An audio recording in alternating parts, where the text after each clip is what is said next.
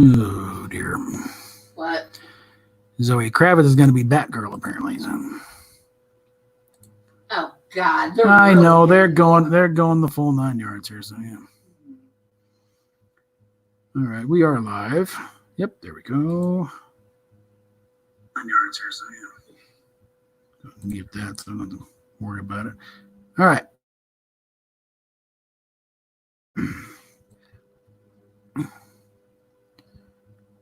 Start sending out some links here. So,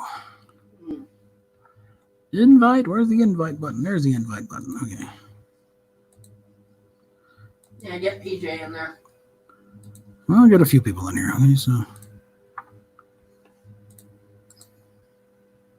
if Tom's not doing anything, yeah, maybe see if you can get that red-headed shrew.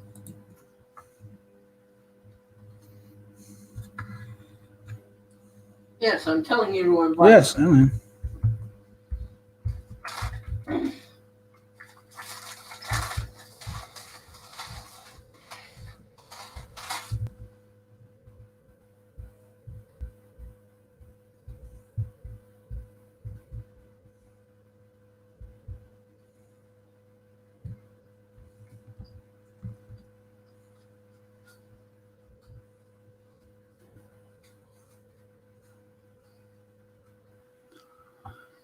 All right, here we go.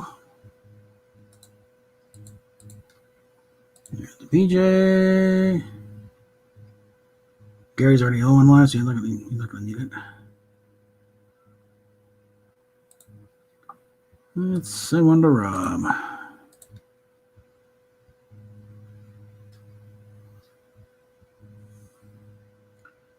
And what the fuck? Let's see. What? Send one to Doomcock. What the fuck? You never know.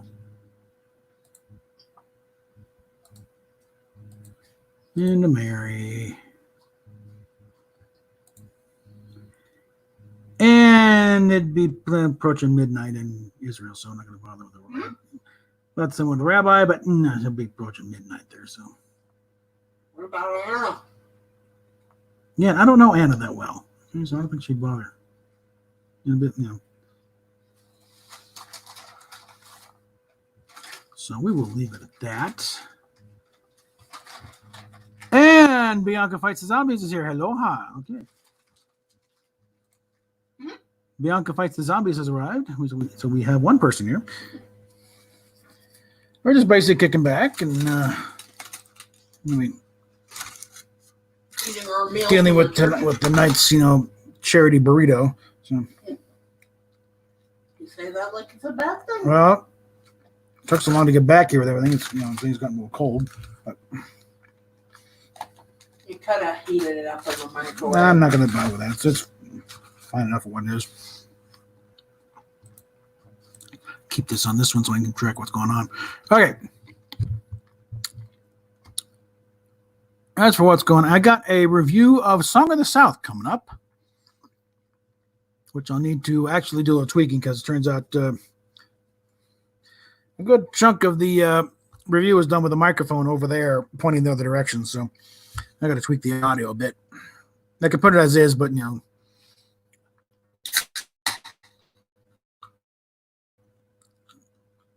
Yeah, I just got to tweak the audio a bit. So,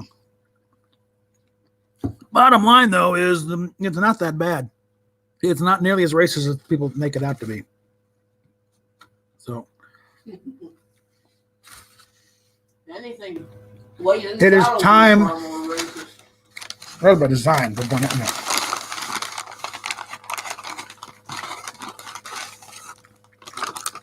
But the truth of the matter is, the black characters are the most heroic ones in the movie.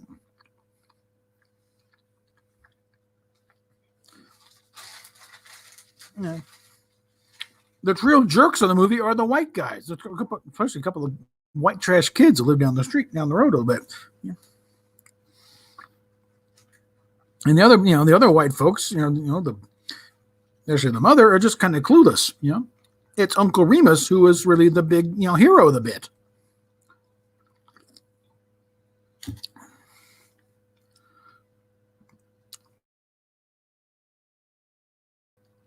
So now the cartoon bits, I'll grant them that. That is kind of pushing it but also they're not exactly held up as outstanding role models, especially Brer Fox. He's probably the most egregious one.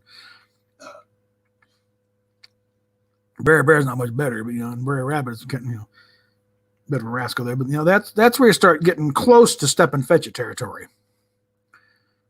But really, they're cartoons, and again, Brer Fox is a very despicable character. So he's portrayed right, and kind of stereotypically. Thank you, Matt G. $1.49 super sticker. Cool. Let's see, which one is that? I'm gonna look over here. Another unicorn. We got unicorns. You got a unicorn. I got it. Well, I'm going to call them something different from my channel, okay? Yeah. Okay, let's see. Geriatricorn? I just say it, dear. Mm-hmm. Well, you got to call them something different. Well, I forgot something. You could call them regacorns. No, because, Anyway. You finally talked me into naming our unicorn Greg. Yeah. It was Greg Gutfeld on, his Fox News show has a bunch of unicorns. He got a big unicorn mug.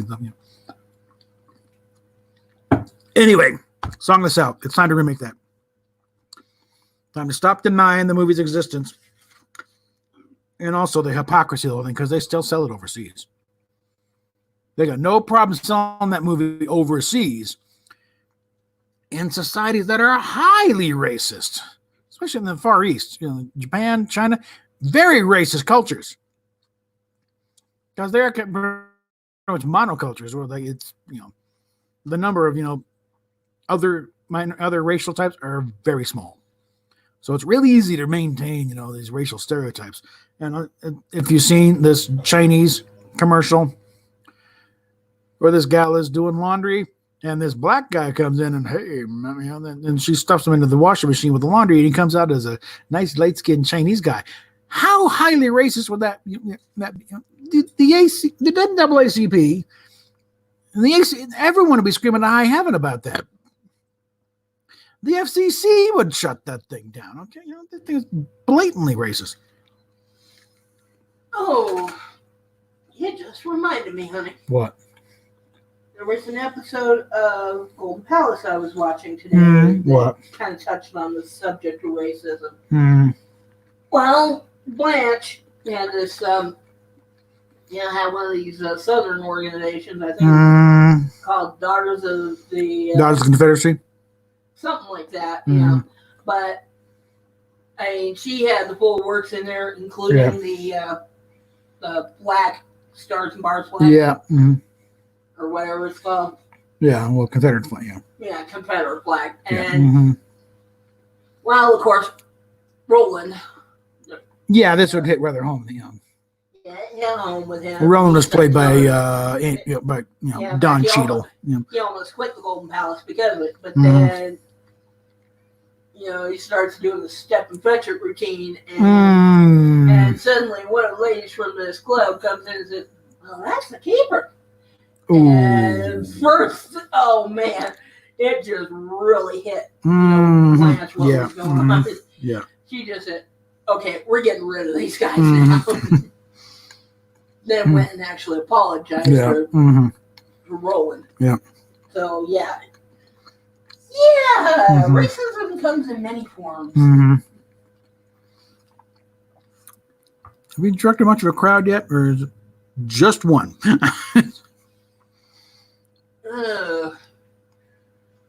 It's either Matt or Bianca. Actually, nothing's showing up, just me. So I was going to keep on plugging away here until somebody else shows up. I'm finished eating my burrito here.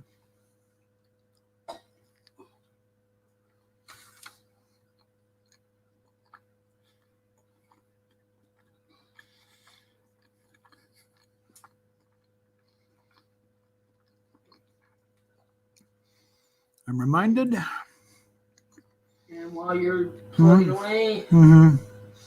I'm going to look up that episode because Yeah. Well, I'm reminded of I think when Burt Reynolds was opening up his dinner theater in Jupiter, Florida, and someone asked him, in the interview, asked him what it's all about. I said, well, it's a theater, and I'm going to be having dinner. So then it comes down to watch the meet and have dinner. So. Okay, I think this was the one. course, Camptown races are nearly as much fun.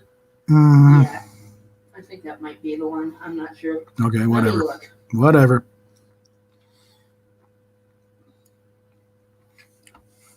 A while back, the idea was I was going to be building myself a Mandalorian helmet out of paper, just sort of a dry run before building a more substantial version. Here we go. This is what you get when you take those templates together and you put them all together, and you get the rough idea. Yeah, it actually comes up pretty good. And turns out, put that thing on like that, and it's actually pretty good visibility. You got very good peripheral vision through here. Now this one's kind of cramped a bit here because the tape has been put. But this thing where it's going to be a more substantial shape, and yeah, you can actually see pretty well through this thing. So yeah, shad over shad. The visibility is actually very good in that helmet. You wouldn't think it would be, but.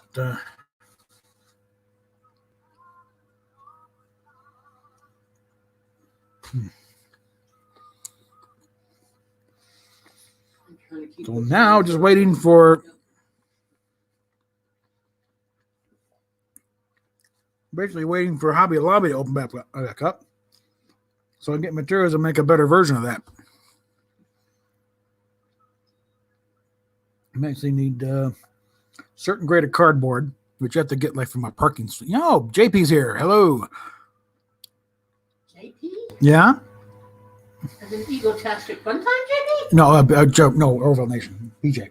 Oh, PJ. PJ. Okay. Too many initials around here. Anyway, you got a link if you want to get in. So.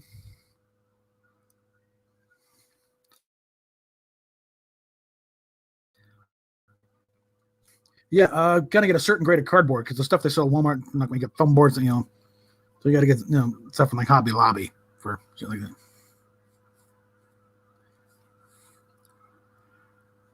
We're up to 3 people so far. And, yeah. Let's see how far we can go in the night when Gary's doing his Thursday night show.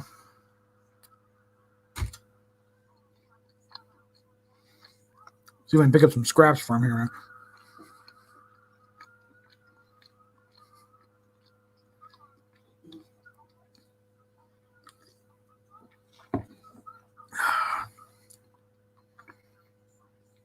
We're just hanging out here. Just like I said, I got a review of Song of the South. Just about ready to go. I just got to go back and tweak the audio because I did like the first half of the video with the microphone on the other end of the desk there, but didn't want to redo it because it was also a mail opening and stuff here.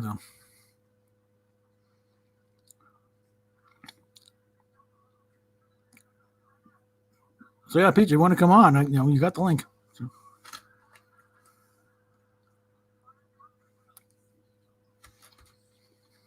Okay. Mm-hmm. The episode I was talking about is called Camptown Races Aren't Nearly as Much Fun as They Used to Be. Mm-hmm. So,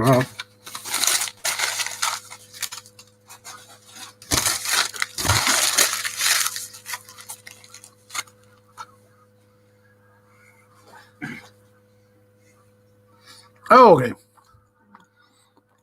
What? All right. Well, just briefly welcome the background. Well, hopefully I can provide enough background noise to be worth it. So,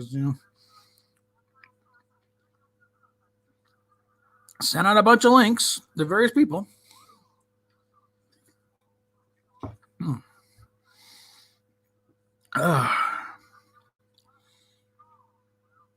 that's if somebody showed up. I want someone to talk to. Yeah, the organization in that episode is Daughters of the Traditional South.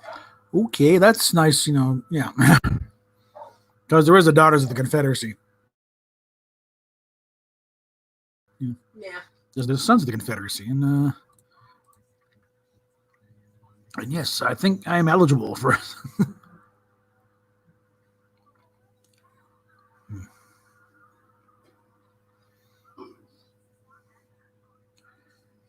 Oh, no video, but yeah.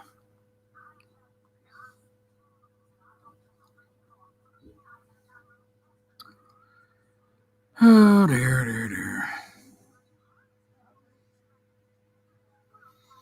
Looking through the Twitter feed here. Again, Michael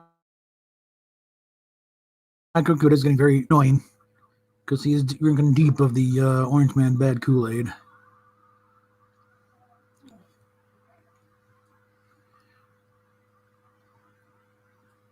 And not only encouraging folks to, if you don't need that check, donate to your local Democrat. Yeah, your local Democrat, millionaire who doesn't need the money and who's enabling Nancy Pelosi to play political games with your relief check. Yeah, send them your check. Yeah, that makes a whole lot of sense there, Mike. I'm sorry. In matters related to Star Trek, no problem. But related to politics, please, leave it to the professionals, okay?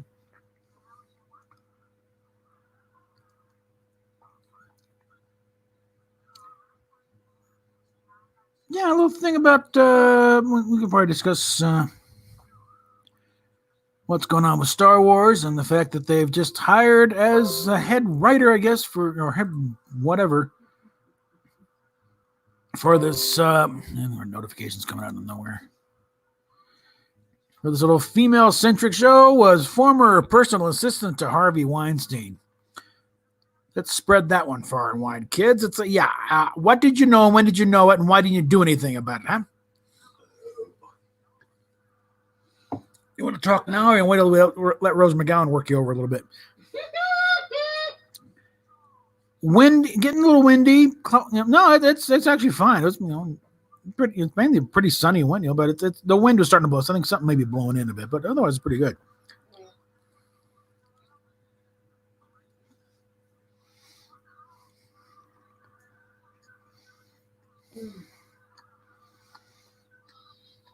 Right now, we're kind of playing chicken with that stimulus check, though.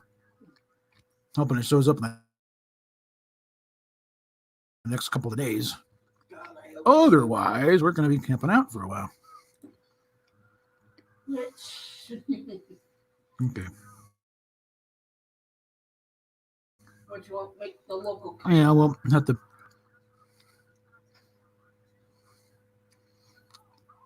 Okay, United Comics. I don't know that one. So.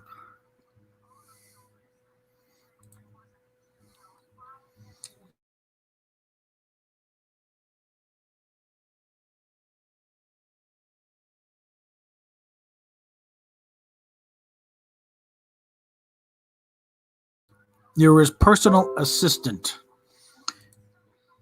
That kind of tells me you may be even sent out to find these girls for that sleaze bag, okay? So don't tell me you didn't know anything, okay? Like, lady, how many times did you walk in on him, nailing some poor, starlet?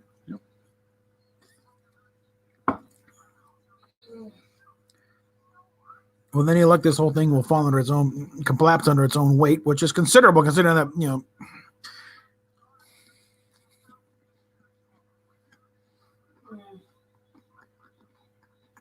like, have you seen these broads?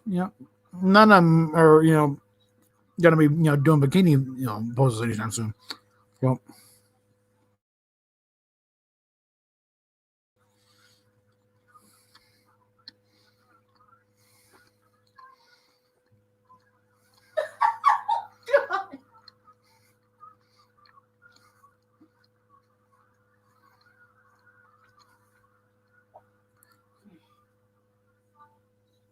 but with any luck, news gets out. Oh, you were with Harvey Weinstein. What? And then it'll all distract him. So We got to get more white ones step out. Yeah, like they stepped up against the Harvey. You're a boss. Like you didn't.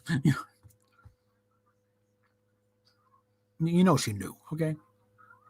It was almost an open secret in Hollywood that Harvey was banging, actresses left and right in order to get jobs. It was the time-honored Hollywood tradition,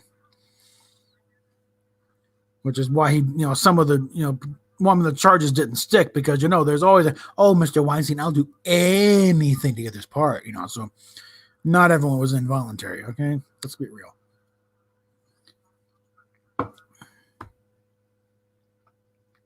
So I also sent an invite to Macca, so she can get in it. Oh yeah, clearance from the wife to bring in, bring in the hot redhead. Well,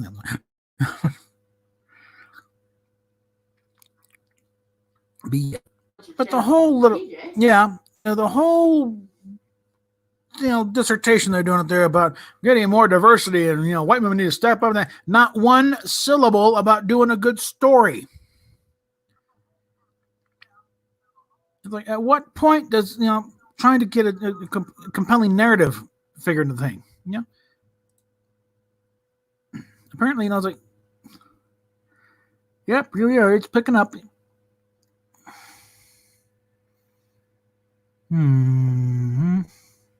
What? Get more people in? Well, something Straczynski talking about something, but I'm not. I don't know what the conversation's about.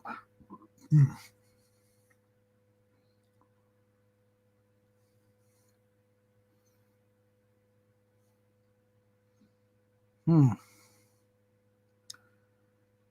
now they're starting to assign deaths to coronavirus that, gal died of a heart attack. Okay.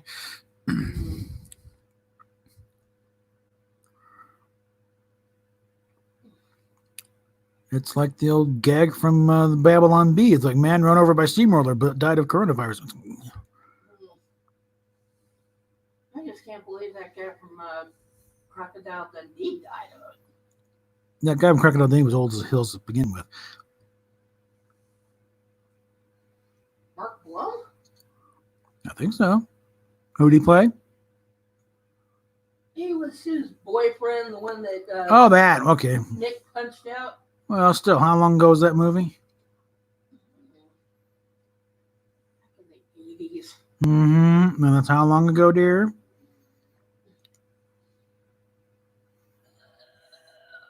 40-odd?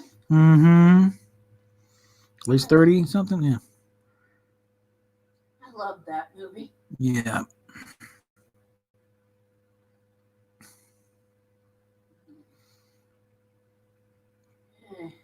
I can't believe him and Linda split up. Well, there's the old line that behind every gorgeous woman, there's a guy who can't take her shit anymore. Yeah.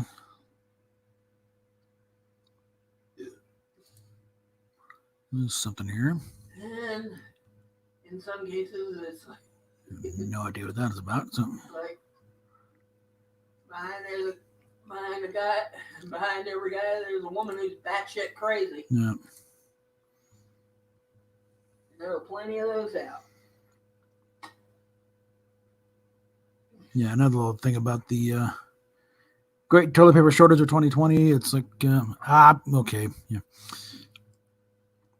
Is there's some study from Stanford University indicating that the infection rate may actually be 50 to 80% higher than reported, which means but no increase in the death rate, which means this thing is about as lethal as the plain old flu. About that order. In fact, we've lost more people to the flu than we have to this bug so far.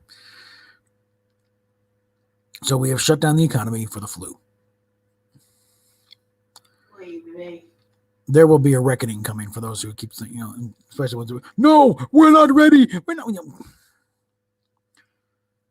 No appreciation for the ripple effect in keeping some of these businesses down because a lot of the essential businesses require the non-essential businesses to be up and running. They're to pretty much dump food because they can't get it to market because the processing plant has been shut down or the packaging for is not running. The packages stuff. Cows are going to make milk regardless. Okay, so they're having to dump milk because they can't get it to markets. And you can't just turn it on again with a spigot because everyone's got to be a backup, and there's going to be food shortages. So how many people are going to starve because we got shut down so damn long that we can't just get right back up and going? This could take years to recover, just from the shutdown. Never mind the damn, cough, the economic damage is going to take years to recover on this way if we don't get started now. There's my soapbox moment. Okay.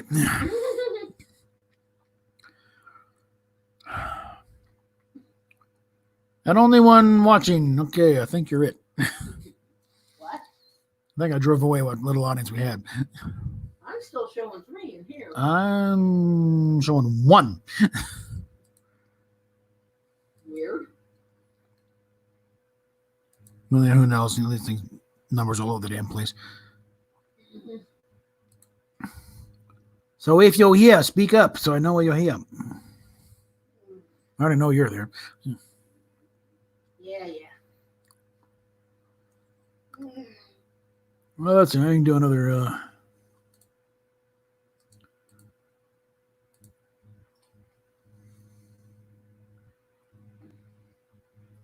Well, like I said, that episode of the Golden Palace is worth a look. See. Well, I'm not going to run that. I get a copyright here at the right now. But I mean, not run it now, but. I think what we'll do.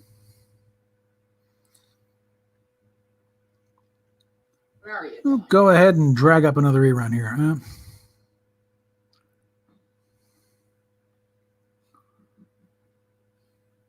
not sure we can do.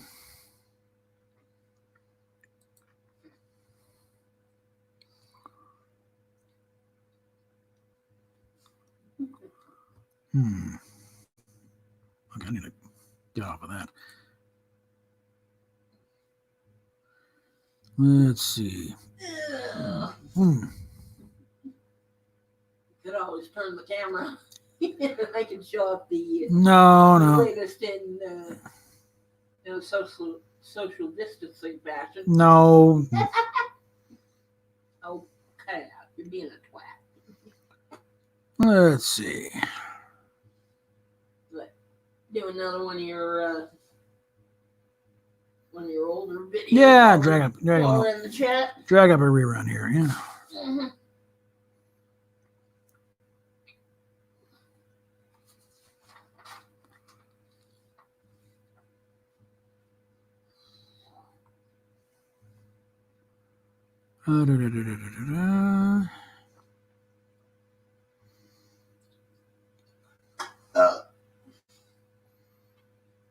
Where's a good one here?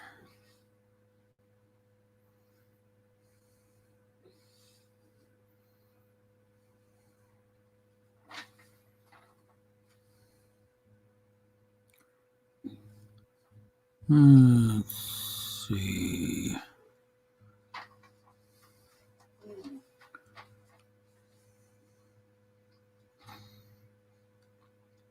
Looking for a good one here. I don't know if you heard about this one. What? There's a pastor somewhere that was actually, I think he was arrested for, having a sermon at the church. But the thing is, it was only like an audience of 16, and they were all practicing social distancing.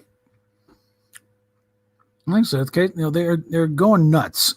So they get a little bit. We can tell people where they can go. No, you cannot. Okay, we're gonna talk some serious constitutional cases coming up here, civil rights violations.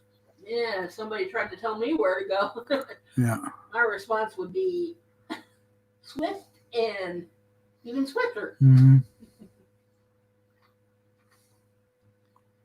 Yeah, the kind of thing which you can't get away with on YouTube unless you're Razor Fist. Yeah. Trying to find a good one here. Just going back and try and go back a ways too. So. Oh, goodness. You wouldn't still happen to have access to that thing you made while you were in broadcasting school, do you? What? You know, when you did your own version of Star Trek? Well, yeah, I got first. Let's just get this up here and Yeah, it's like, yeah, there are certain words you can't even mention on YouTube these days. yeah, okay. You know, without getting your stream. All right, okay, well, okay. BJ's still here, so let's go ahead and Yeah, let's drag up an old one here.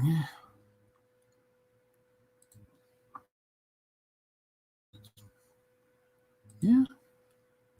Share that. Let's put that up here and there.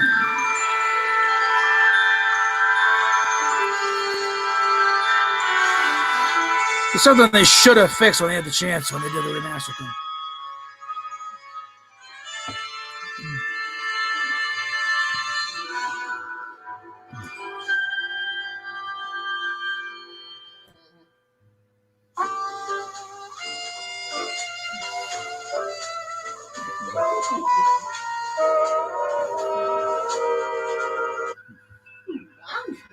Yeah. 1 minute. I knew he would.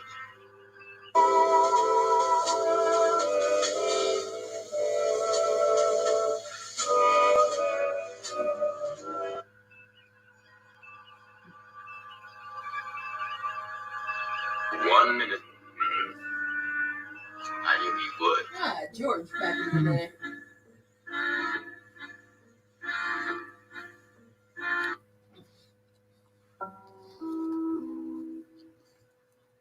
Mm-hmm. Yeah, PJ said he was going to leave this on in the background. Mm-hmm. So. All right.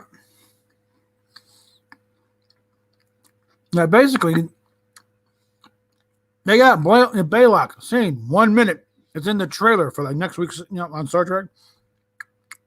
So the bit is there. It's accessible. Just clean up a tad. And they could have fixed one of the more egregious, egregious errors.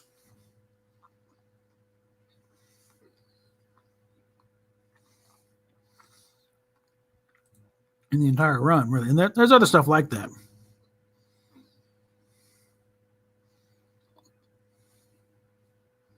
So let's see what else I got along those lines.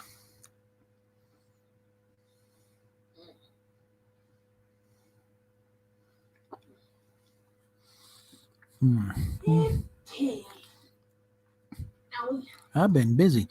I've been a busy boy. All right.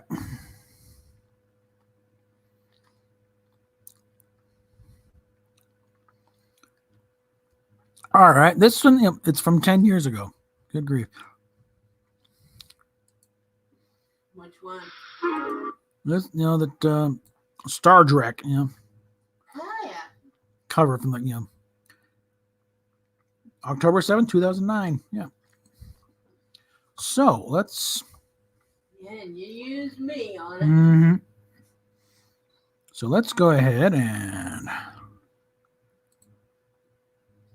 throw this up here.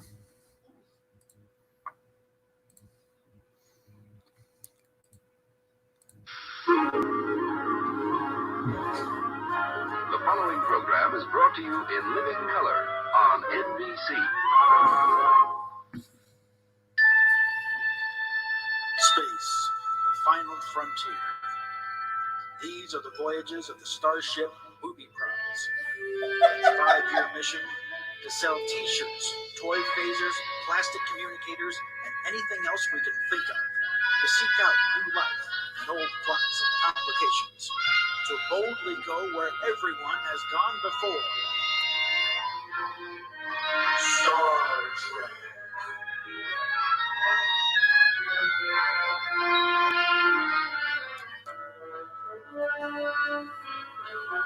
Captain's log, stardate 6935.2. We are in orbit around the planet Schwartz.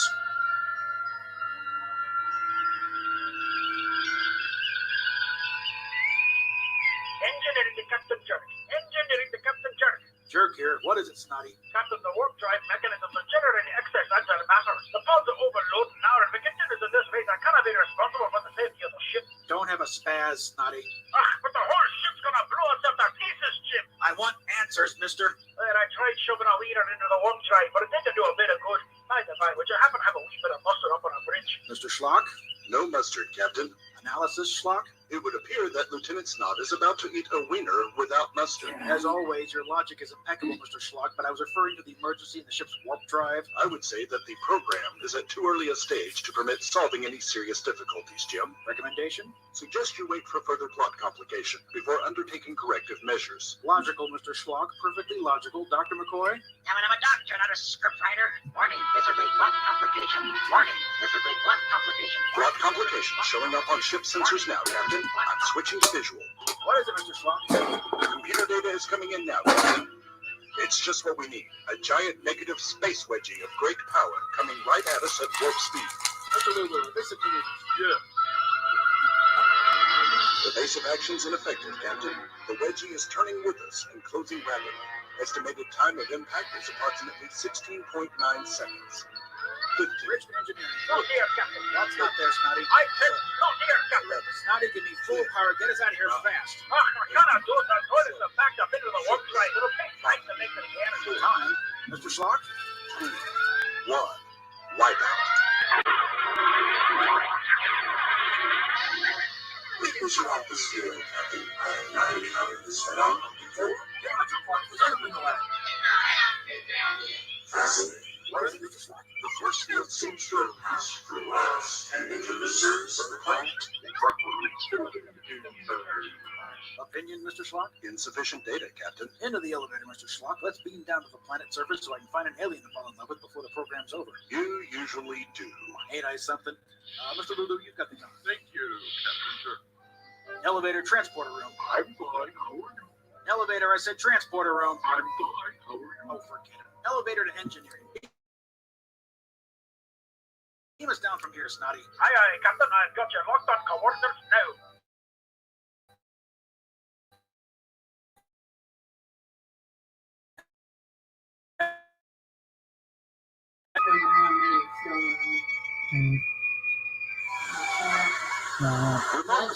There is no record of any such civilization as this on the planet Schwartz. Look, Schlock, here comes a car. Feast your Vulcan squiddies on that driver. Far out, Captain Jerk. On the left, Taylor? As a matter of fact, I do. I'll say goodbye here, Mr. Schlock. Now you'll have what you always wanted. Command of the booby prize. And you'll have what you always wanted. How's that, Mr. Schlock? A bleached blonde in a red convertible on planet Schwartz. Ain't I something? Well, say bye-bye to Starfleet Command for me, and I'll see you on Hollywood Squares. Bye-bye, Jim. I thought you'd never go. Schlock to booby prize. Not here, Mr. Schlock. What's not there, Lieutenant Snot? I said not here, Mr. Schlock. That's Captain Schlock. Aye. Make it 1 to beam up.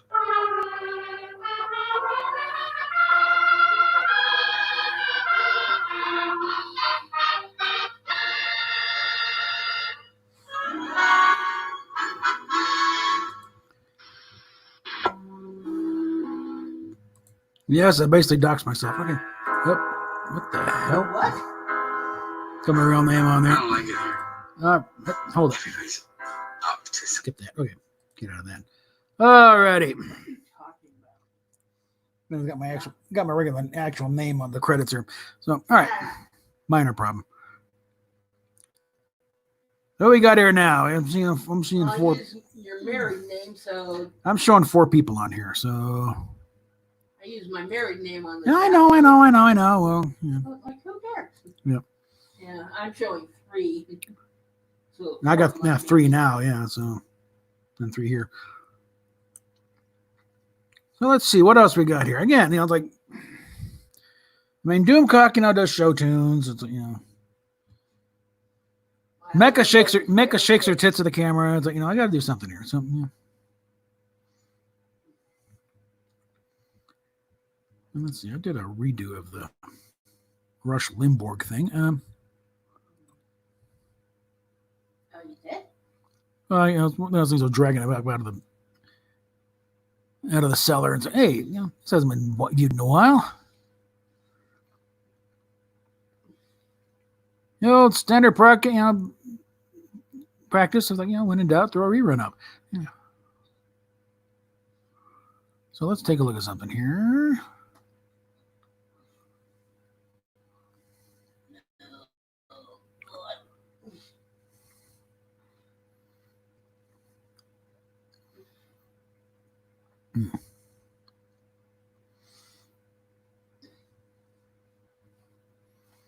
Somewhere in here is up. There we go.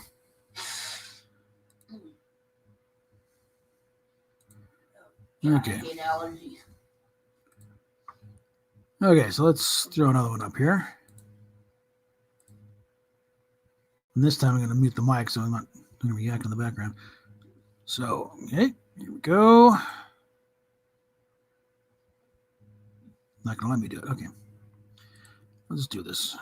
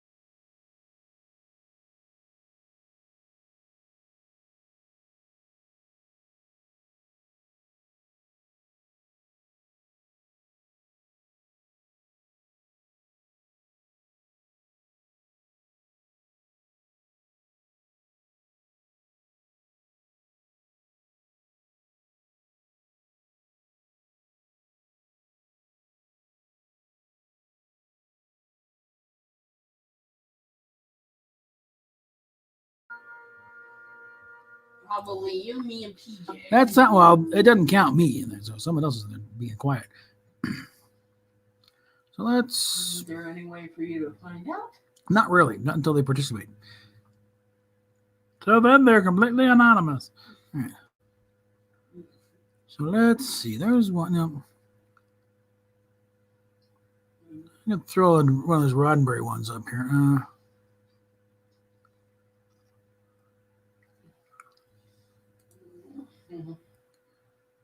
Let's see. Wait.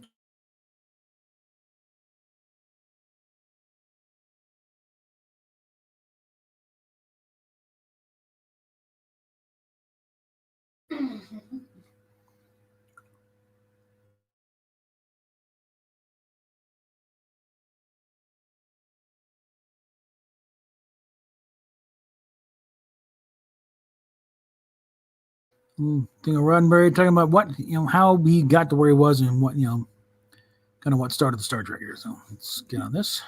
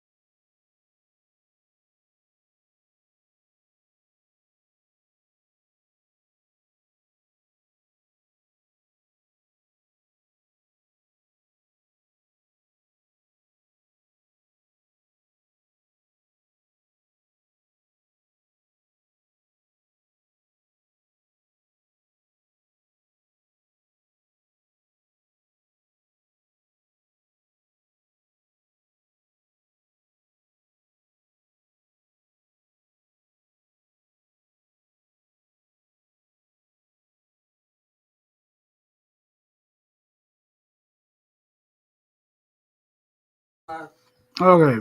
Look, I win. And from that one guy he had a credit on Star Trek the Motion Picture, but not What sure guy? exactly what he did. What guy? Von Puttkamer. He was a science advisor. I could have sworn I saw some footage of him at a con. I don't know. There maybe. I don't know. What's the download any good? I don't know. Download a what? I don't know. It's Steven. I'm in the middle of the live stream. Oh, that. No, don't. They told them I was going to. What? We're watching Song of the South. I downloaded it. Was it download any good? Yeah. Okay. Later. Okay. Supposed to be a subscriber. Why isn't he here? Come on. Okay. Tell him to get his ass in there. I'm not gonna. Yeah. Whoops. Nothing. All right. While we were at that, another one that was we can drag up here.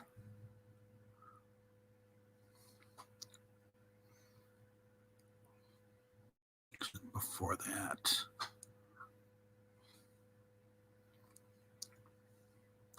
Yeah, this one, and also, one of the Roddenberry's lecture thing, but also I think it now is failure because they're trying to do things with it that it won't handle because there's a little sneaky little variable in there they can't control called the audience. So we're gonna run that one. And let's go ahead and throw that on there for size. I'm also going to, again,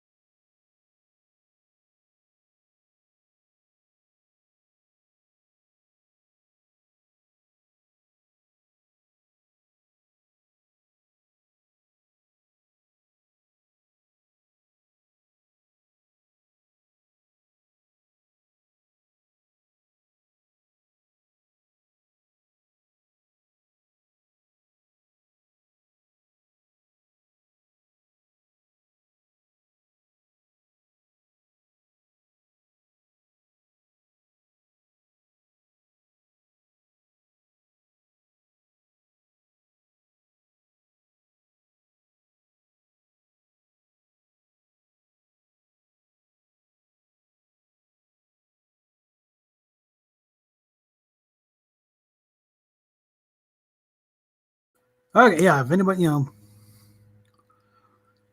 I got 6 again. yeah. If you're here, come on. Let us know. Let us know. Yeah, it's not fun talking to ourselves.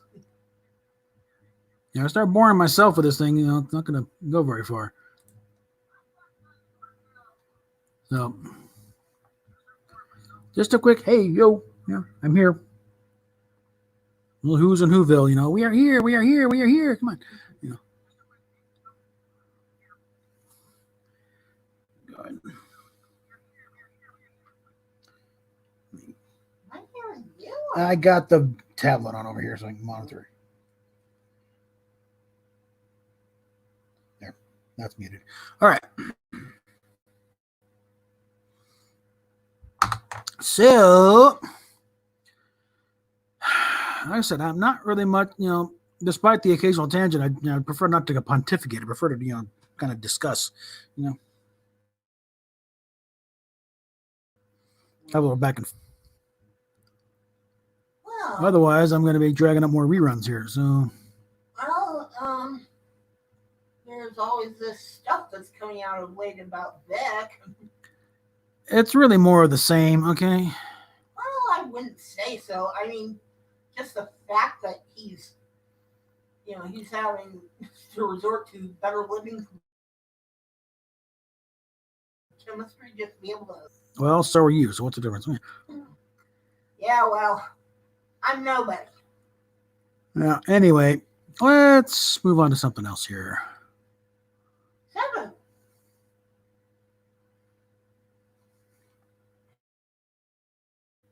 Let's see. Going on along here.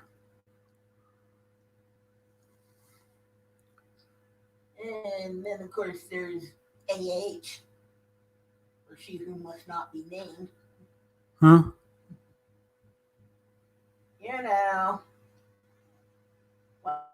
From Aquaman. Oh.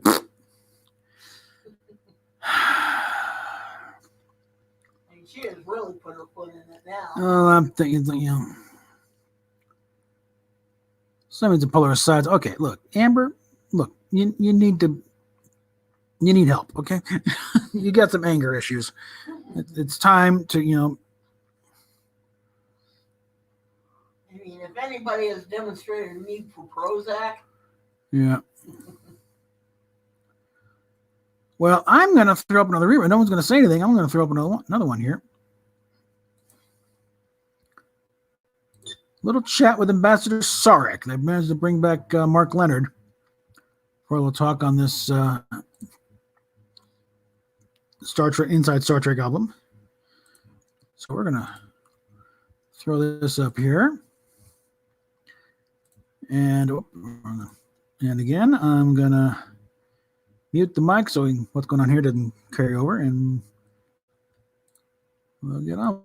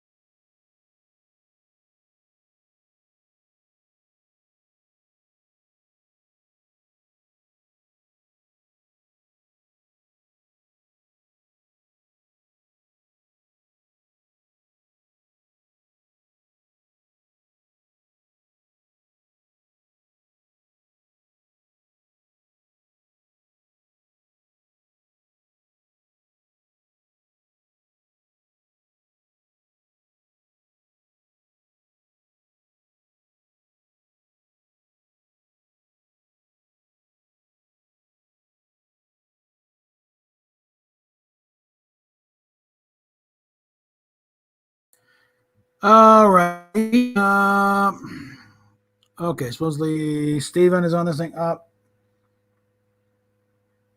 If you look on your tab up there, and you have an upvote, a downvote, and then something says live chat. Click on that, and you'll probably be able to get into the chat part.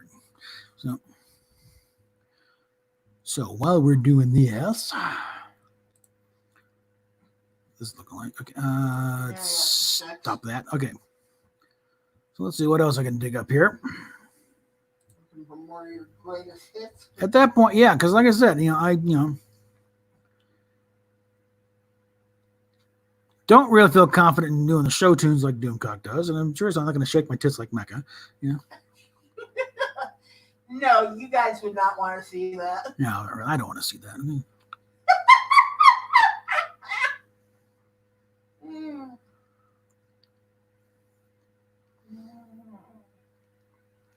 Let's see, where's that one with Asimov? Oh, you have one with Asimov in there? I've actually posted it twice here. So.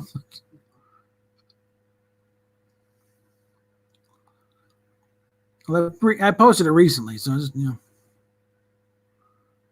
reposted it recently. Mm-hmm. What? I'm going to do some digging on my own. Okay.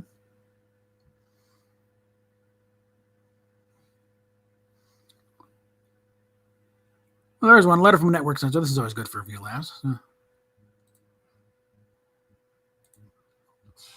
What? Well, just in case you get really bored, I found some old. What? I found some old sound bites from the bottom foot camera. That's nice. Okay.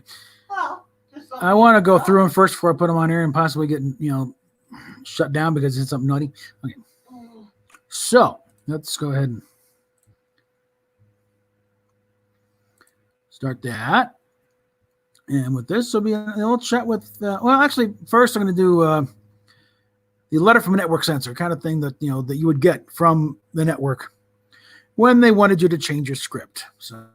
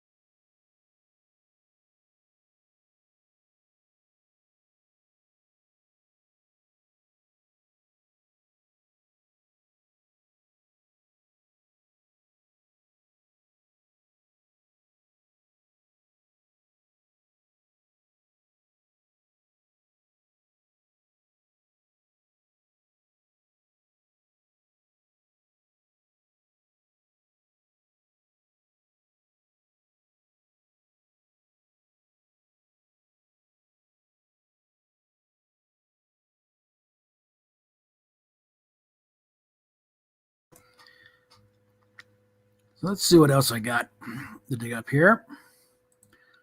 Still got to.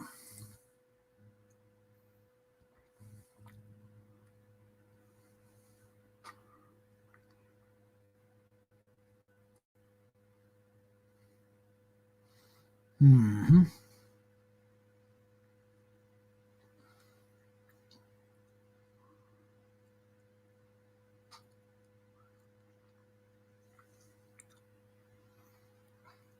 Let's see. Oh, this one I had some fun with. What? Well, getting that interview, that stuff that was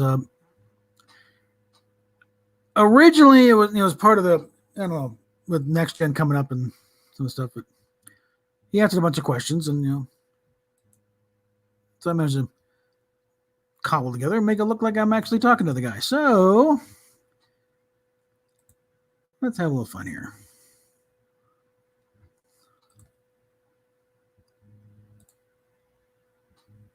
Okay. First, let's mute that. It's on him.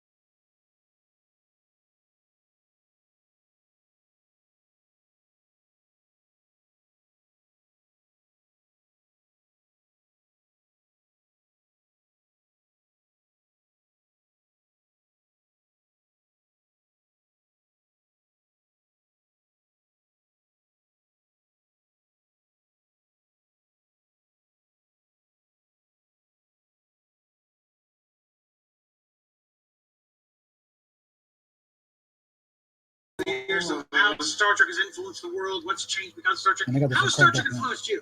What effect has it had on you? He's a guy who I knows signed on something my about what tablet, Star so Trek Yeah. should be, but doesn't know it all. well, And I see. Well, that could it as explain why, I see well, Star yeah. Trek as part of the continuing education of Gene Roddenberry. come through fine I on learn All right. new things every day about science and humanity and history. They're paying me to go to college and paying me very richly, and I thank them. Okay. Thank you, Gene. We appreciate it. We'll let you get back to your spot in the timeline, get back to work, because you've got a lot of stuff to do. I can tell you right now. I'll tell you what, spoilers. So, everybody out, PayPal, Patreon down below. Godspeed to those going to Vegas. I wish I was going with you. At least the riding crop I provided is going there, but hey, I take what I'm getting. And we will talk at you later. Okay, I'm going to pull the plug on that because that address is no longer worth anything. So what? it's got the old address on there. Okay. Yeah. So we'll figure that was probably a personal problem on Steven's part because everyone else is getting it. So, all right, and let's see what else I can come up with here.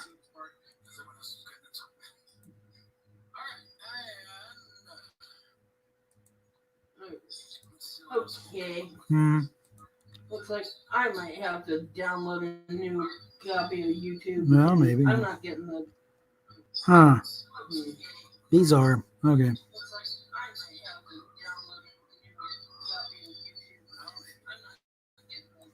Okay, well, let's go ahead and because there's the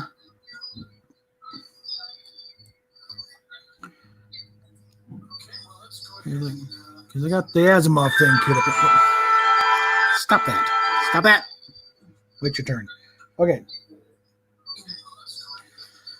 All right, so. All right, so we are going on to the.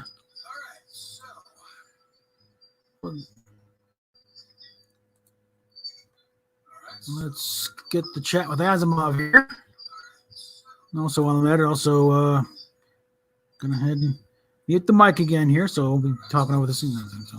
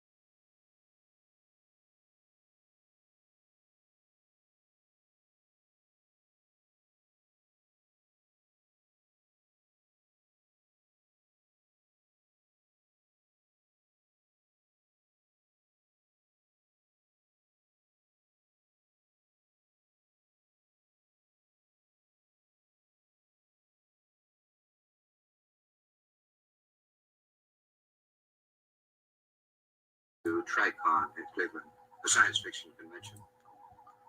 Okay.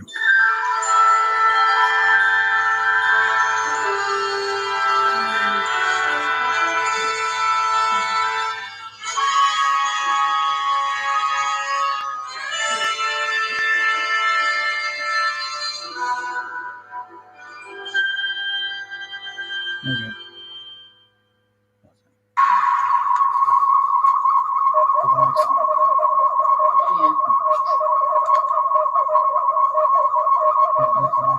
1965, I took the first Star Trek pilot to TriCon in Cleveland, a science fiction convention.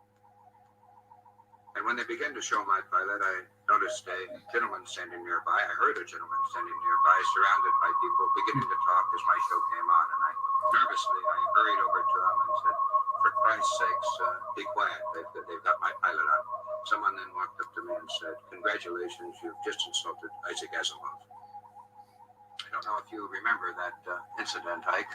No, I don't, but it rings true because I'm always talking. Well, the point of it I remember is after the show was over, the man that I had always wanted to meet, my idol in science fiction, Isaac Asimov, came over and apologized and said, "You're quite right, I shouldn't have been talking." And then said some nice things about the pilot, and it was the start of a long friendship. Here's probably one of the oldest questions that, to you: what is science fiction? Well, I don't know that I'm particularly an expert on this, despite the fact I've written a great many books.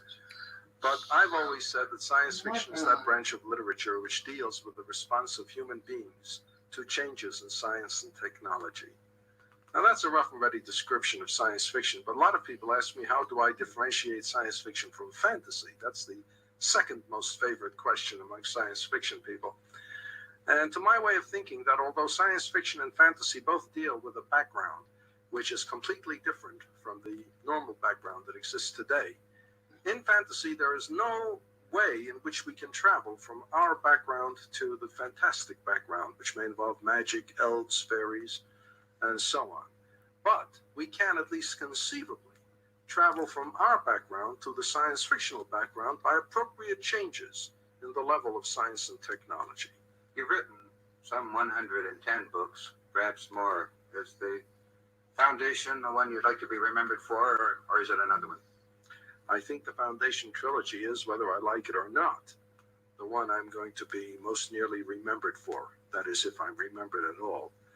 My own favorite science fiction book is The Gods Themselves. In my nonfiction, I presume Asimov's Guide to Science is the most nearly famous book I've written, although the trouble with that is it goes out of date unless I continually keep updating it. It's the one that I've used most, and in the making of Star Trek, it sat on my desk most of the time. I think you've seen more new writers happen, new science fiction writers, than most have. How about a quick course for would-be science fiction writers? What are the most common mistakes you think are made in the field? Well, from my standpoint, the most common mistake a science fiction writer makes is to downgrade science. Now, these days particularly, many science fiction writers have very little to do with science, and many science fiction stories have very little to do with science. But whether a science fiction story has science or not, it is impossible to write a good one if you are completely ignorant of science. You will make mistakes even when you think science isn't involved. I think that it is important to at least know something about science, whether you're going to put science in or not. It shows. As a matter of fact, that's what makes the difference between Star Trek and all the other science fiction series that I have seen. Star Trek was the only one when whoever it was who was involved, Gene, and I mention no names, insisted on people knowing something about science and preparing and it showed, you could see that even when you broke the laws of science, you were doing it intelligently and plausibly. There are other science fiction shows, no names please, in which it is quite clear that the writers and the producer know nothing about science and don't care, and that shows too that it is impossible to be a self-respecting viewer and accept it. Well, you're not saying to the young writer that he must be anything near a scientist. He just has to have respect for it and be willing to research it when it's used at that particular point is used in the story. Absolutely. How about the same question regarding science fiction movies as opposed to novels? What is your principal criticism concerning that? The same thing? Well, I tell you, science fiction movies have a special difficulty that books do not have. They have to deal with a much larger audience. If a book sells 5,000 copies, it's viable. A movie has to sell 40 million, so to speak. which means that they cannot play for the minority the way a book can. In a book, you can be pretty highbrow and figure, well, there are 5,000 people who will like this. A movie has to hit, in some respects, the lowest common denominator. There should be quite a few people playing this record who appreciate this question. Your literary output ranks at the top in both volume and quality. Typically, when your name came up with Ray Bradbury the other day, he simply described you in 3 words. That incredible man. What is your advice to the would-be writer, beyond the usual advice, write? Well, it seems to me that the writer must use all things human, and all things human-made, and all things that impinge upon the human being as his raw material, which you can say briefly, he uses the universe as his raw material. So the writer must go through life with his eyes and ears open. He must allow everything to flood in and ignore nothing.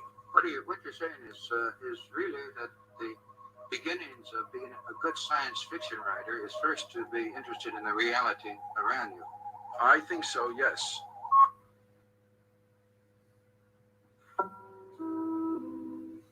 Okay. Apparently, if I mute the mic, it also mutes the audio there, so I'm going to have to replay a few things here. So down to 2 people now.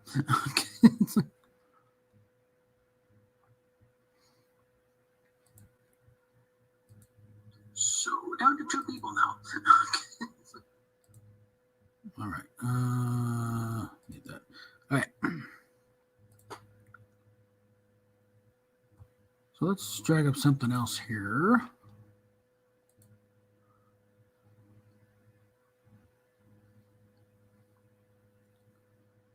Why did I do that? Okay.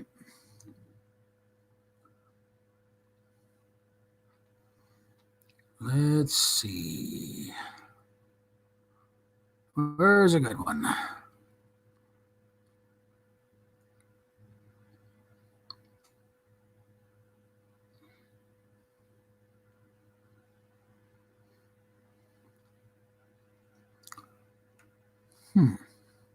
Okay, this is weird. What? I just downloaded again. Mm-hmm. It's still not. All right. Not showing the.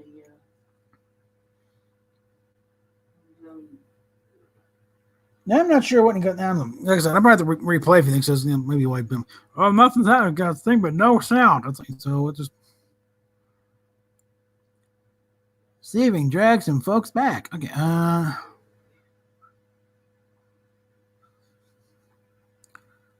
Okay, I'm not going to go with the Roddenberry one just, that's a bit soon. Just played the thing. But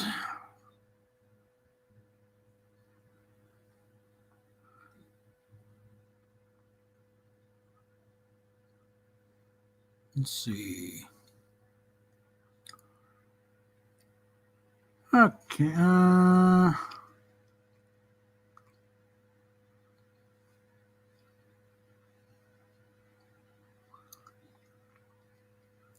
Let's give Bill Shatner a chance. This on here.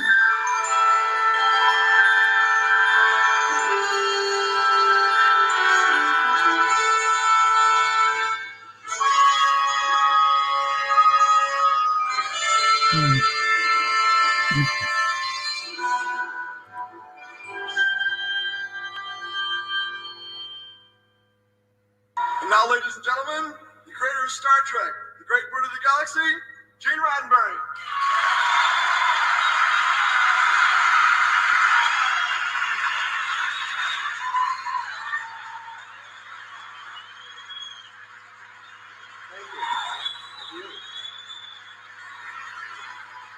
This is Gene Roddenberry and Bill Shatner. In a conversation I guess we've never had before, Bill. There are some questions I've been wanting to ask you for about 10 years. One of them is, how much of Bill Shatner is Captain Kirk? Well, Gene, the act of putting on a television show, a television series, is such a back-breaking, all-encompassing task. The hours we put in are so enormous that to be able to make up a character and sustain that for the years that we did it would be impossible, I think, for anyone, but certainly impossible for me. So what essentially comes out is William Shatner himself, as himself, saying the lines that were written for me to say in a situation that I was placed in. I think that the people you see on television playing leads in television series, that's what they're like. When people ask, what is so-and-so really like to lead on a television show, what you're seeing is what you're getting. How did Captain Kirk, the character, the strong, the usually wise commander of the vessel, how much did that influence you and your personality? I don't think that I carried home any of the characteristics of Captain Kirk, other than, as I've just said, those characteristics were me. But the wisdom and the sagacity and the courage that Captain Kirk evidenced in the play of the week was written as fiction. And I often wish that I could be able to do that in my own personal life, but fallible me is fallible me. Let me ask you a tough one that I've certainly got a lot of questions on. The fans that talk about rumors of trouble on stage, and very often there's something to What? you and Leonard Nimoy. Why do you always have to have That they wouldn't speak to each other, that there were great problems on stage. How would you address yourself to that? Well, We can cut this out of the recording if you no. I really love Leonard. I really care for him a great deal. He's a very fine human being. He stands behind what he says with his total character, and when he says something, he really means it. I mean, you can take him at his word. He is slyly humorous and very affectionate in his own way that is remarkable. And to address myself to the elements of friction on the stage, I would put it in the way that two children in the same family might squabble over something. Loving each other, but squabbling. I mean, any member of a family would know what I mean, and that means all of us. If you can say, no, I don't think that's right, in that querulous tone, and be angry at the moment, and then forget it the following moment because you care for that person. The questions that I get apropos of the show frequently is, what were the various elements and the difference in the show between the first, second, and third seasons, and especially the third season, when it's indicated that you pulled out and left the show more or less to run on its own. The question I get is why? I had been told by the network that we would get a 7:30 time slot early in the week. And I said, on that basis, I'll come back and become line producer by the time we'd lost Gene Kuhn, who we all admired. And I would line produce the show. Then they put us last moment into Friday night at 10, and I told them that using the only leverage I had, that if they did that, I would not produce a show as promised. I couldn't get them to back down, and I felt at the time I had to stick by my statement, since I would have to bargain with them again at other times. I think there was a little rationalization in that on my part. I've never said this before from a platform or any other way. I think also what was affecting me at that time was enormous fatigue. I think maybe I was looking for an excuse to get out from under the fight that I had not just been having for 2 years, but for 4. Right. As you recall, we made the first pilot, turned down a second pilot, and then 2 years of production. So I think there was some rationalization. I think the fatigue had just caught up. If you had it to do over, what would you do? And also, how would you fight that element of fatigue? I think I would come back and produce it the third year myself if I had it to do over. I'm not taking a backhanded slap at the people who did produce it the third year, who line produced it. There's obviously, when you bring a producer in and you're going to let him produce it, you've got to let him do it his way. And I think his way or their way was somewhat different than our way the first two, so it did look different. If we went back and did Star Trek on television over again, what things would you like to see changed? Well, I think we had the right combination when there was an underlying meaning in the show. A premise On which was based an action-adventure story, which was entertaining.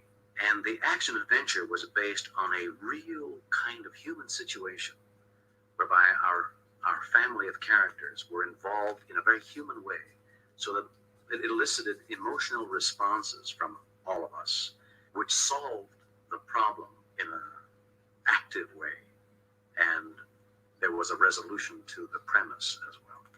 Those were our best shows. And when we varied from that, we made some mistakes. I think one fan comment we got during the third year quite often was, how come Captain Kirk gets a new girl every week? Well, he uses up the old one. Bill, I'm going to order some sound effects and see if you remember what they are. Oh, I remember one. We're aboard the U.S. Enterprise. Hey, there's my chair. I'm sitting. Hold on a second.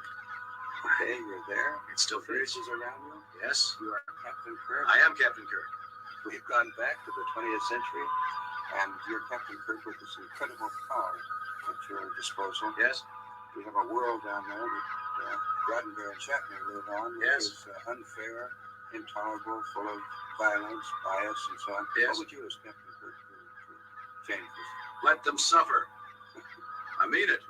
If they can't work out their problems, if Captain Kirk and the Enterprise has to solve their problems, we'll have to make frequent visits. Seriously. I think that the theory of non-interference, which is stated time to time in the Enterprise moving to new worlds, we must not interfere, is the anthropologists' credo of non-interference with life forms that they're observing. It's essential that some other life form, if it wants to keep the continuity of the life form that they're observing, not interfere. 20th century must solve its own problems. That's right. Sitting there saying that, I have to respond by saying, really, you are Captain Kirk. You better believe it, Gene Roddenberry. And now, get off my bridge. Scotty, ahead. Walk back to one.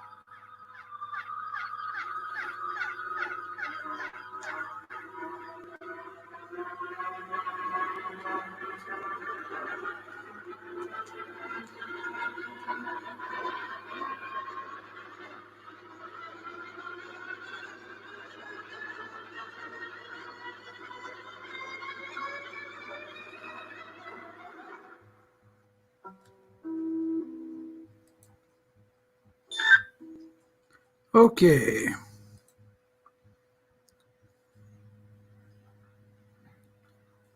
Alrighty, how'd that come through? Any problems on that? Because I had to mute everything I got here that I was monitoring on.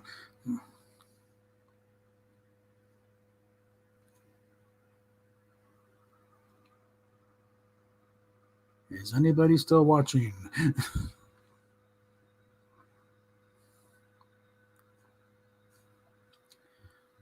Let's see. So far, the total fundage raised tonight so far has been $1.49 from Matt G about a couple hours ago. So back at 10 till 8, it's almost 10.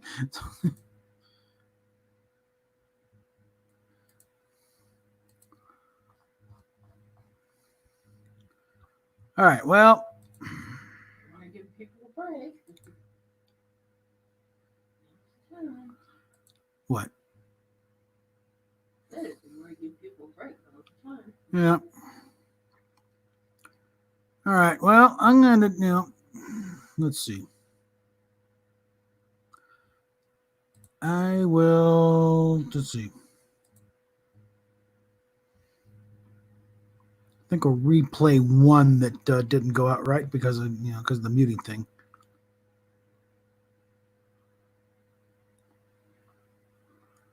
While I go prepare my tea.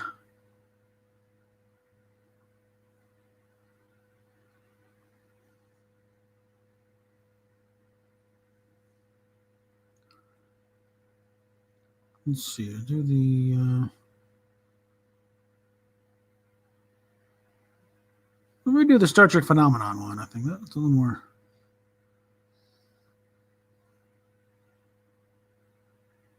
If I can find it. Let's see. Yeah, that's the problem. I really need to organize this, but Star Trek fan films? well, I can do that one. Yeah, Yeah. I really need to redo this because when redoing the narration and probably working something about Seth. So let's just. Upwork has the world's largest network of Once we independent get the professionals. stupid ad out of the with way. experience for any scope. Bye. Yeah.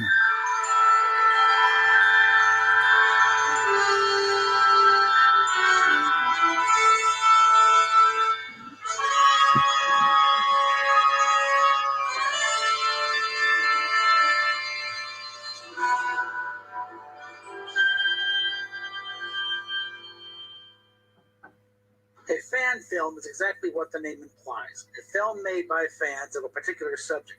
In the case of Star Trek, these amateur productions have been around almost as long as Star Trek itself, with the earliest publicly available example dating back to 1967.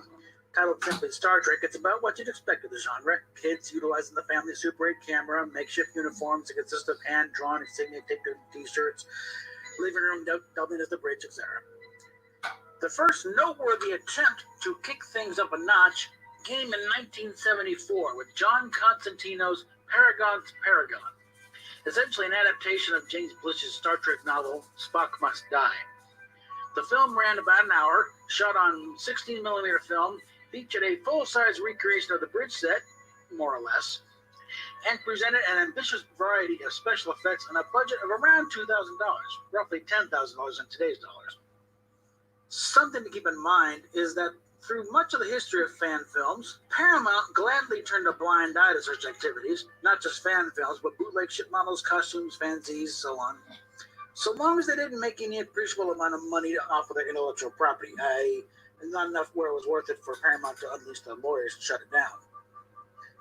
The next major attempt at a semi-pro level fan film came in 1985 with Yorktown, A Time to Heal, with the key selling points being George Takei appearing as Sulu, and James Shigeta as Admiral Nagura, the admiral who gave Kirk back command of the Enterprise in Star Trek Motion Picture. This project even got a write-up in Starlog magazine at the time. Unfortunately, the production was abandoned before completion and lay dormant for nearly 20 years, when work was resumed in 2010. Presumably, work is either finished or nearing completion, which only leaves the question of when it's finally going to be released, an issue common with fan films in general, especially with the more ambitious productions, as we'll soon see. December of 2002 saw the debut of Starship Exeter, featuring the adventures of a decontaminated and recrewed USS Exeter, last seen in the infamous original series episode The Omega Glory, under the command of Captain John Quincy Garavik, presumably related to Ensign Garavik on the Enterprise and the late Captain Garavik of the Farragut, both referenced in the original series episode Obsession. We need a fairly diverse and interesting group of characters, and the first fan film production to present us with accurate recreations of the original sets. Uniforms and hand props are one thing, but building full-size sets is a whole nother level of commitment. Even most productions nowadays tend to go for the cheaper option of green screens. The debut episode, The Savage Empire, showed great promise, claymation monster notwithstanding, and a fan base started forming. Unfortunately, the second episode, The Tressarian Intersection, ran into a common enemy of most fan films, real life. Released one act at a time, the delay between the release of Acts 3 and 4 spanned more than a few years. In all, from principal photography to the release of the final act, it took me 10 years for the second episode to finally see the light of day. Needless to say, the third episode, The Atlantis Invaders, never happened. By the way, that bridge set now lives in Arkansas with a crew of Starship Ajax, another aspiring fan film group. The series took the approach many fan films take in depicting other ships and officers in the Star Trek universe away from the Enterprise, allowing the writers and actors to follow their own paths and not run afoul of the established canon. After all, it takes some serious balls to actually take on the roles of Kirk, Spock, and the rest, right? Well, in 2004, James Cawley decided to grab onto the third rail of fan films and produce Star Trek New Voyages, with Cawley himself taking on the role of Captain Kirk. A former underling of Star Trek costume designer William Ware Tice, Cawley has made his money primarily as one of the world's most acclaimed Elvis impersonators, hence the jet black king of rock and roll pompadour. I like to think of this as an alternate timeline where Hawaii Five-0 didn't take off, Jack Lord had a slight change of heart regarding Star Trek, Shatner left after the third season, and Kirk is recast Darren Stevens style, with Jack Lord gone in the Blue Tunic for considerably less than the 50% ownership that he wanted the first time around. Just like any such production, first offerings are a little rough, with slightly dodgy camera work and frankly amateurish lighting. Thankfully, these issues were quickly resolved with subsequent episodes, although the second episode, In Harm's Way, became a touchdown for how not to depict the Enterprise. Whenever you hear somebody talking about the Enterprise zipping around like a colonial viper, this is what they're talking about. In 2008, the production changed its name to Star Trek Phase 2, a clear nod to the planned Star Trek revival TV series that was shelved in favor of Star Trek Motion Picture, itself an adaptation of what would have been the pilot for Phase 2. This wasn't just clever rebranding. The intent was to produce some of those unproduced Phase 2 scripts. This only got as far as The Child, which had already been adapted by the Next Generation to get around the writer's strike at the time, and Katoomba, a John Meredith Lucas story about the Klingons that required some serious reworking to bring it back in line with the Klingon society as we knew it as of the time of Enterprise. It was while developing a Norman Spinrad script, He Walked Among Us, a script initially pitched to the original series, that the friendly folks at CBS chimed in to remind Cawley that they still owned those scripts and really would rather prefer nobody else produce them. This was around the time of the J.J. Abrams Star Trek movies, and CBS had developed a serious case of territoriality, putting the kibosh on that idea. This also marked the end of Cawley's turn as Captain Kirk, as he pulled back a bit to focus on producing the show, bringing in actor Brian Gross to take over the role of Kirk for the last of the production's 10 episodes. Although Starship Exeter initially kicked off the current state of fan films with faithful recreations of sets and higher quality visual effects, most folks do look to New Voyages as when Star Trek fan films kicked into high gear, partially because Cawley did grab that third rail by taking on the role of Kirk, garnering a lot of attention, both pro and con, and the fact that this production had the active participation of actual Star Trek veterans both in front of and behind the camera, most notably George Takei, Grace Lee Whitney, and Walter Koenig reprising those roles of Sulu, Rand, and Chekhov, but also scripts from Dorothy Fontana, Mark Zickery, and David Gerrold, who finally got to produce a version of his next-gen rejected AIDS allegory script, Blood and Fire. Gerrold would later take on showrun duties on Phase 2 until they shut down in 2016. More on that later. It was during this period that more fan groups were inspired to build their own sets or arranged to borrow sets from other groups, and Star Trek fan films entered something of a golden age. Which brings us to the culmination of this cultural and creative process. Star Trek Continues, produced by anime voice actor Vic Mignogna, with a cast of primarily experienced professional actors, as opposed to the usual group of enthusiastic amateurs, and their own batch of faithful recreations of the original sets, starting with the bridge and other set pieces acquired from Starship Farragut, another fan film production that, through bad luck, lost the loan of the warehouse that served as their soundstage, eventually including main engineering. The only other production to have a engineering set was Phase 2, and they never got to really use those on camera. Star Trek Continues set itself the goal of completing the 5-year mission and setting up the characters for where we find them in Star Trek Motion Picture. And over the course of 11 full-length episodes, they accomplished that goal. What set Continues apart from other productions are a few factors. Every episode is made with a concerted effort to match up as closely as possible to the look and feel of the original series, from the signature colored lighting, the camera angles, and in this age of high-def widescreen, shooting in the original 4:3 screen ratio. The scripts were all consistent with those of the original series, including the subtle approach to current social issues, building upon established canon, and giving Mignogna that chance to chew up the scenery with true Shatnerian gusto. The vast majority of the cast of any episode are professional actors, with several guest stars well known to genre fans throughout the run, including Aaron Gray, John Delancey, Lou Ferrigno, and Colin Baker. Then on June 11, 2014, the fan film community started to turn upside down. Famous fan Alec Peters, previously known for dealing in rare Star Trek collectibles through his company PropWorks, released a 20-minute documentary-style short, Prelude to Axanar. The intention was to set up the eventual production of a feature-length professional, which would tell the story of Garth of Izar and his role in the 4 Years' War, an incident prior to the original series, largely rooted more in fan speculation than hard canon, wherein the Klingon Empire and the Federation go to war, and we'd learn how and why Garth became the legendary starship captain that became a boyhood hero to James Kirk. Everyone in the cast, with the exception of Peters, was a well-known Star Trek or genre veteran. Peters, of course, cast himself as Garth. The visual effects were nothing short of spectacular, and the list of premiums for different levels of contributions was staggering. Donations reached over $2 million, and plans were announced to use the production of Axanar as the basis for an independent, for-profit studio where fans would be able to come in, produce their own projects in a professional-level facility. In the eyes of CBS, the current owners of Star Trek, that line where fan creators were not allowed to make any money from any of their projects was about to be crossed, and the lawyers were dispatched from on high, and the entire fan film community was about to pay the price for Axanar's ambitions. So it was on December 29th, 2015, CBS and Paramount Pictures filed a copyright lawsuit seeking damages in the U.S. District Court for the Central District of California, stating Axanar Works infringed their rights by making use of the Klingon language and innumerable copyrighted elements of Star Trek, including its settings, characters, species, and themes. The sword of Damocles that had hung over fan projects for decades had fallen, and Alec Peters, who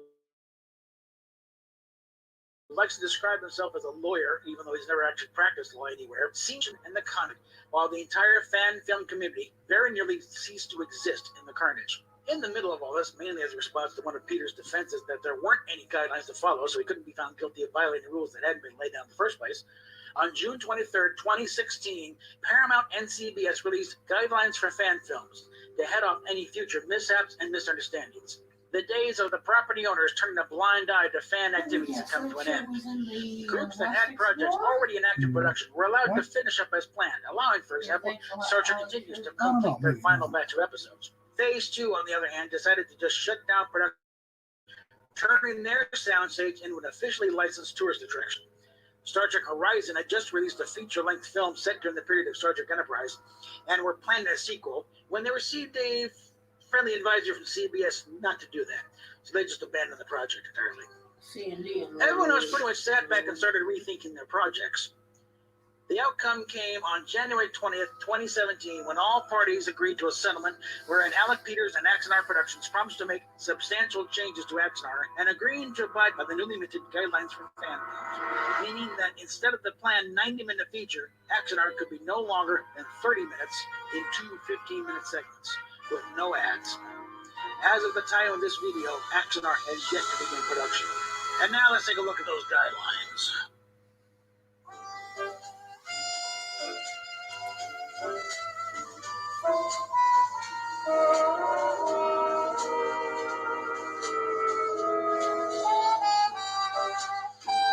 These are not so much hard and fast rules as in these are the boundaries wherein you will not be sued. Stray outside the boundaries doesn't necessarily mean you're going to get sued, but it means you're taking your chances.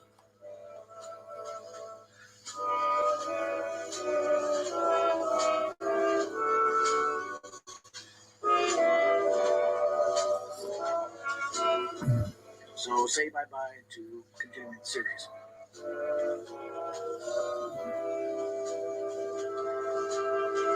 I think this might be a gentle swipe at Star Trek Continues, because there was something, they did use the word official a few things, but I think it's one of they were referring to this is the official site for the production, not that they're official on CBS sites, but just to head it off. For anyone claims, yes, this is canon. No, it's not.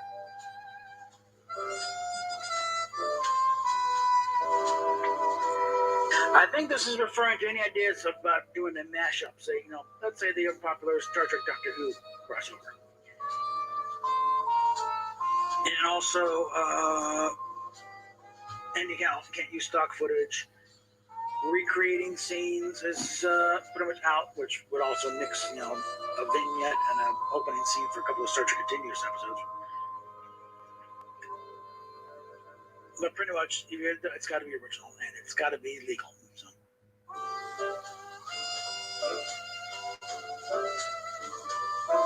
All right, this has been misinterpreted a few times, saying,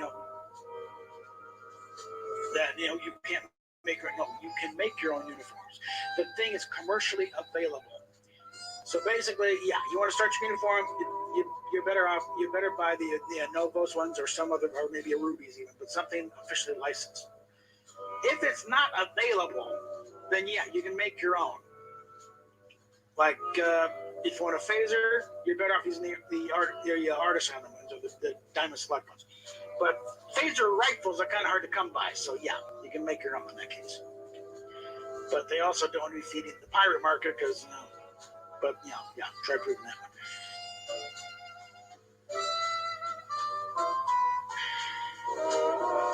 one. Basically, no more original series actors or talk. I'm not sure this is entirely legal though, because I don't think they really have the authority to tell actors on their spare time what they can and cannot do. So if Gary Graham wants to show up as Soval in an episode, hey, what are you gonna do? So I would change that for say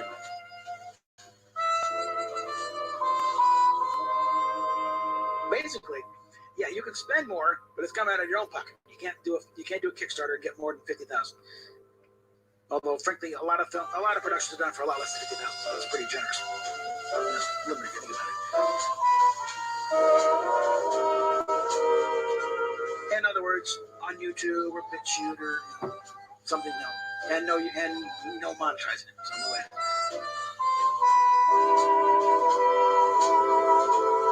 But yeah, you can't sell DVDs.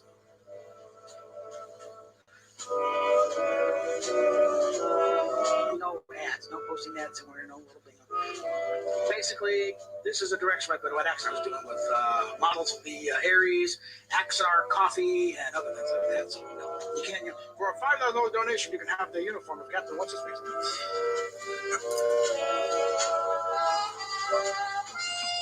Basically, that territory is reserved for Star Trek Discovery because all of it's there in the first season.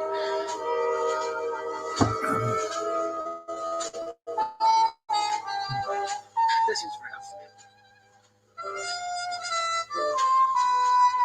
Yeah, any ideas you have about doing a copper in this? No. Those days are long gone, and they were kind of dodgy back then. Actually, I think you can put that. Basically, proceed at your own risk. And don't be surprised that one day they decide to pull the plug on it and never gets taken action. Now, this is also production of the Moonbed era, so yeah, put another sword on for default somebody crosses the line. So trademarks were on the CD. that's the general status right now and a few of my thoughts. So comments down below, and also links down below if you want to support this channel, PayPal, Patreon, etc., etc. And we'll talk at you later.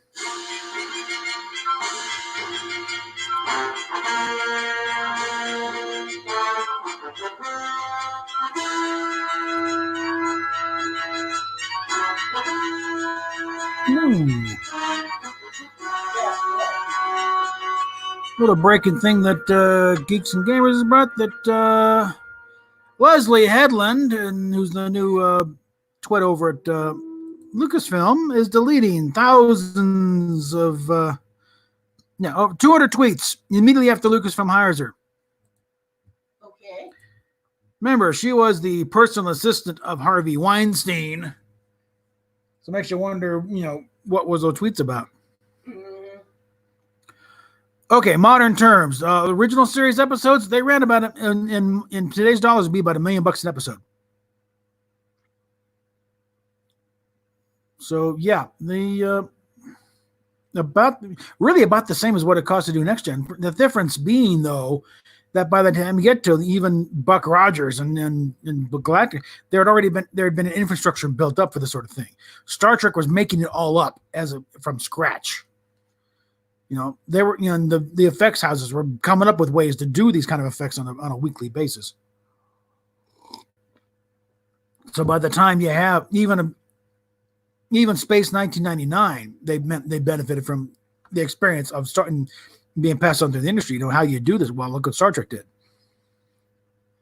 So they're able to make, it still costs about $1 million an episode, but they're able to stretch it a lot farther. Galactica was, Battlestar Galactica was rather high as playing $1 million an episode back then, which now probably about $2 or $3 million an episode. But remember that when the original Star Trek, they were kind of inventing the wheel and how to do a show like that in a weekly basis. So, yeah, the sets those sets are good. They'll be well again. Georgia's about ready to reopen. Just like screw the phasing thing. We're open. We're not being hit that hard. We're open. So we're supposed to be back to what? And we're going to start reopening up in Colorado as of Sunday. Let me take a look at Neutral Zone. Because I doubt Ray has really scheduled anything yet. Everything's kind of on hold. But No, he was talking about doing some of the fan weekends with, popcorn. Yeah, I got the stay format day with kind of, click here. Yeah, they're not doing anything until, they get the all clear and they can finally open up. But if you can get to Kingsland, Georgia, and they're doing one of the little fan appreciation weekends, which they're starting to do on a monthly basis. Well, before the cough came in. It was more like one day and then, Well, it'd be a day, sometimes, they come in and you can see there. And as far as using the sets, I can tell you right now, the guidelines are, it's a $500 refundable deposit. It's just, cover any damage you do the thing. I guess you get it back after the thing. The script has to be approved. In other words, you can't go in there and shoot a porno on the sets. Okay, it's got to be approved. You got to get the approval of Ray and whoever, Ray Tessie.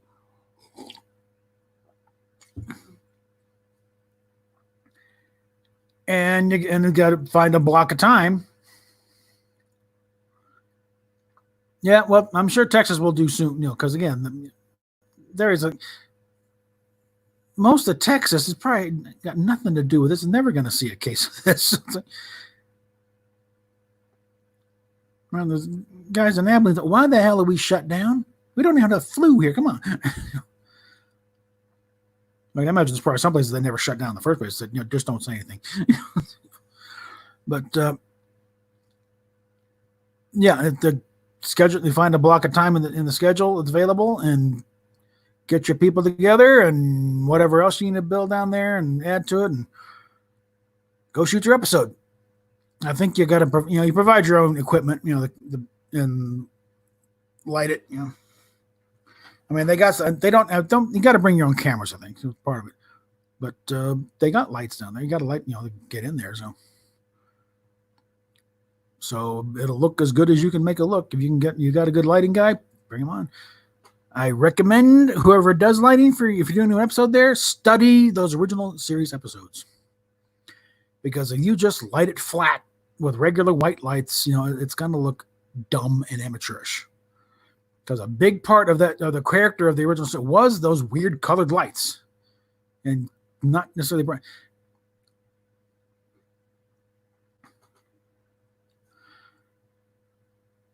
But yeah, they've got the only they could expand. Like if you really got a scene that needs Dr. McCoy's office on the other side of where the beds are, there's a space there. You can build it, but you're gonna have to build it. They're not gonna do it for you. But there's room in there to do it. Somehow they've gotten almost all the original sets in there. There's some stuff that they never built because they didn't need it. If they needed McCoy's office, they would have built it, but they didn't. And let's see. They never did emergency manual monitor, which kind of bugged me. I always loved that set because it did overlooking engineering. And they also didn't do the big supercharger things in engineering. So that might be something. I hope someone could build that. Add that to the set. Whatever those two big things. Could probably build that up. I don't know. If you want someone crawling on top of it, you have to get a reinforce. But if it's just over there, you could do it cheap. Foam core. In fact, that's a dirty little secret. The ceiling arches in engineering down there. It's styrofoam. Because they had them just trying to get the arches, and then but they it's foam core. It's just up top.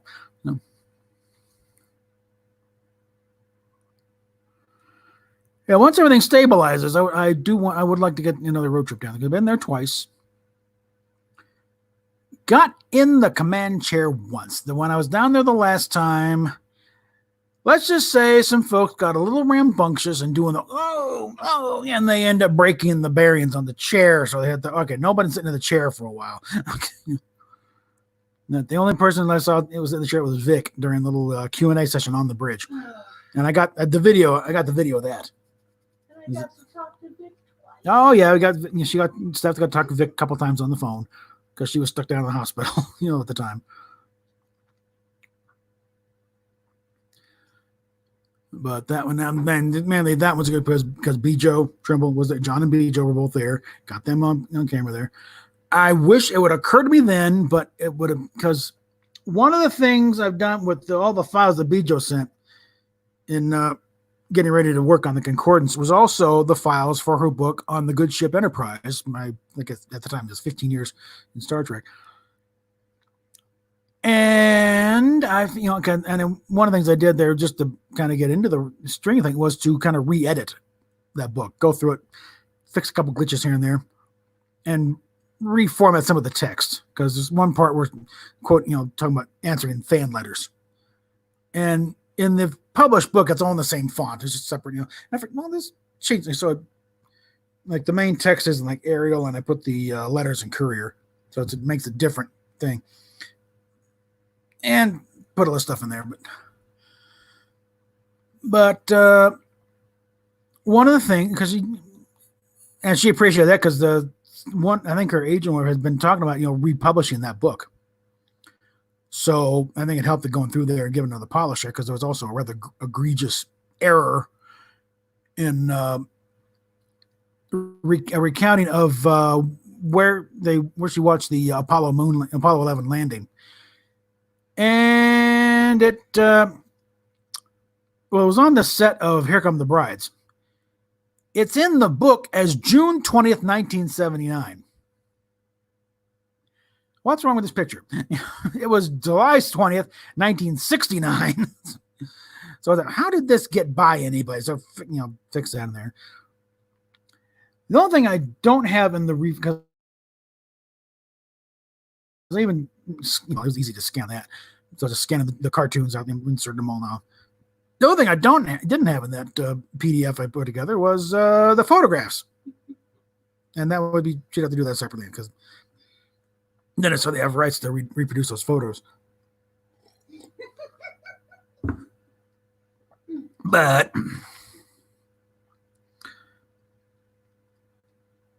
oh yeah, when it takes a lot out of you when they crack you open. You got a chest being held up by a couple of teenagers while they're digging around in your heart. There's got to be a better way to clear that crap out, than doing that. We're like, okay, yeah. Oh.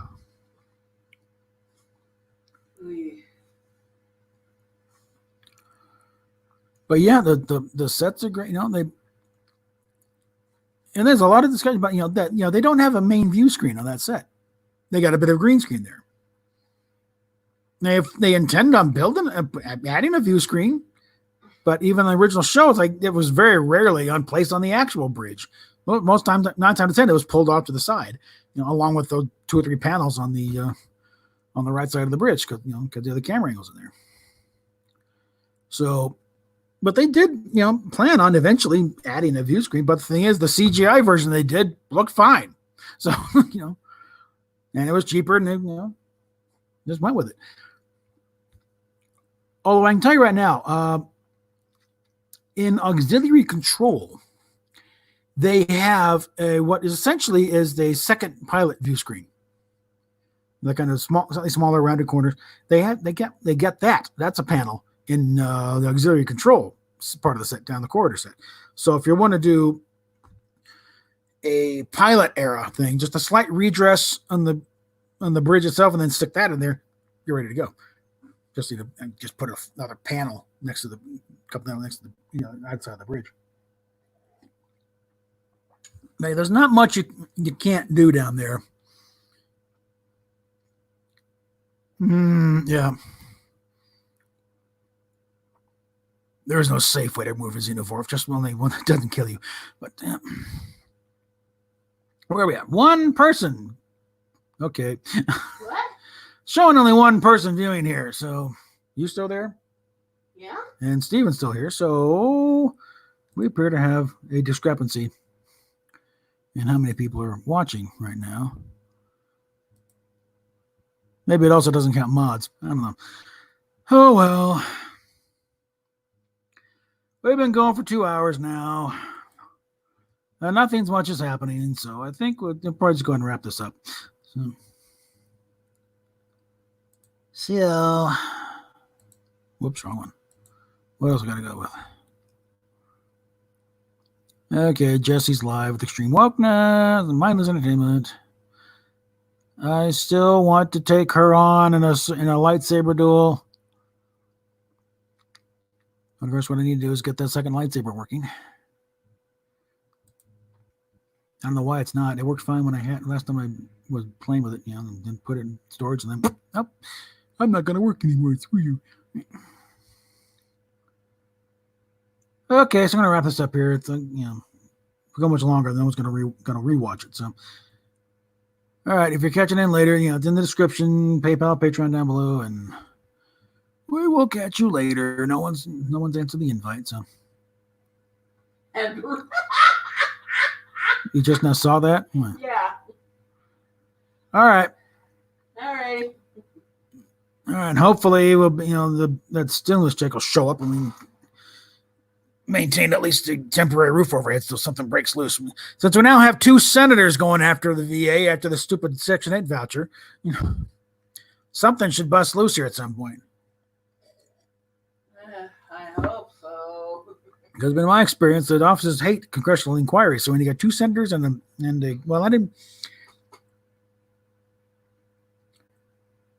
I don't think Perlmutter really did much beyond that one guy give me a phone number, which they have yet to answer a phone. So anyway, we'll see what happens. Catch you later, guys.